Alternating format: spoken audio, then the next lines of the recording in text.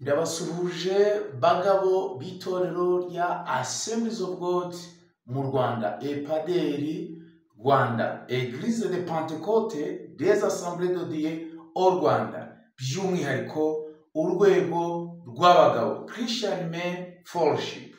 Turabasuhuje mwese amatorero ari mu burasirazuba, ari muri Kigali, ari mu majyepfo, ari Cyangugu, amatorero ari muri Gisenyi na Ruhengeri, Byumba n'Umutara. Mwese shalom. Turabibutsa ko twatangiye cya cyumweru ngarukamwaka cy'urwego rw'abagabo. Cyatangiye umunsi, cyatangiye ku itariki 14 kikazasoza itariki 20 ku cyumweru, hakorwa umunsi mukuru w'abagabo. Aho abagabo bazayobora amateraniro, aho abagabo bazabwiriza, aho abagabo bazaba kora protokole, aho abagabo bazakora ibikorwa bitandukanye byo gushimangira k'Imana iri mu buzima bwabo kandi ibasha kubakoresha. Dufite insanganyamatsiko tubona muri Timote urwandiko rwa mbere igice cya 2 umurongo wa 8, havuga ngo nuko ndashaka ko abagabo basenga bose barambuye amaboko yera, badafite umujinya kandi batagira impaka.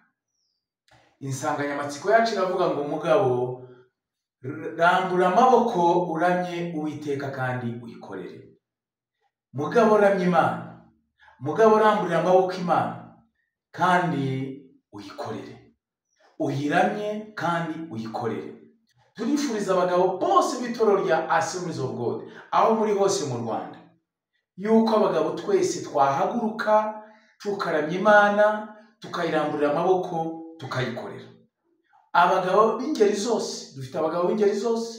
Hari abagabo b'abahinzi, b'aborozi, b'abacuruzi, abagabo bize, abadogiteri, abaprofeseri, ingeri zitandukanye, abanyenganda. Urwego umugabo yaba ari mu rwego rwose arasabwa kuramburira amaboko Imana, kuramya Imana.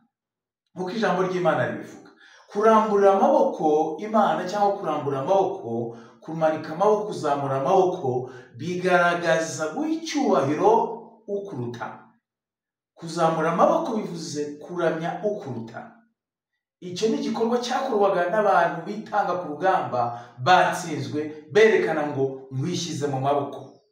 Twebwe rero abagabo, urwego umuntu yaba ari mu rwego rwose akwiriye, buri mugabo akwiriye kumenya ko hari umuruta Imana.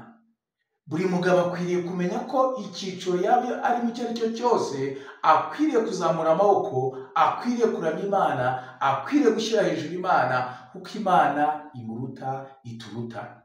Ndifuriza buri mugabo wese ahari kuramya Imana, kuzamura amaboko Imana, guha Imana icyubahiro kandi agakorera Imana. Reka turambure amaboko Imana, reka turamye Imana kandi tuyikorere. Muri kino cyumweru rero abagabo turongera kubibutsa kuvuga ubutumwa bwiza. Reka twongere tubone abandi bagabo baza badusanga, basanga Kristo, barambura amaboko Imana kandi bayikorera, baramya Imana, bacira bugufi Imana. Abagabo muzahagurutsa abagabo baguye, abagabo muzakora amahugurwa atandukanye, cyane amahugurwa yabubatse ingo. Abagabo muzashyigikira abashumba banyu. Imana ibaho umugisha buri rwego rw'abagabo mu matora atandukanye, haba urwego rw'igihugu, haba intara, amaparuwase no ku local churches. Imana ibaho umugisha. Turashimira abashumba badushyigikiye guhera kuri representant legal ndetse kumanuka ku bashumba b'intara, amaparuwase ndetse no ku matorero. Abo bose biteguye gushyigikira abagabo muri kino cyumweru kugira ngo kizagende neza. Imana ibaho umugisha. Yari umuyobozi w'abagabo mu rwego rw'igihugu, Reverend Twarane Anastase. Cyumweru cyiza.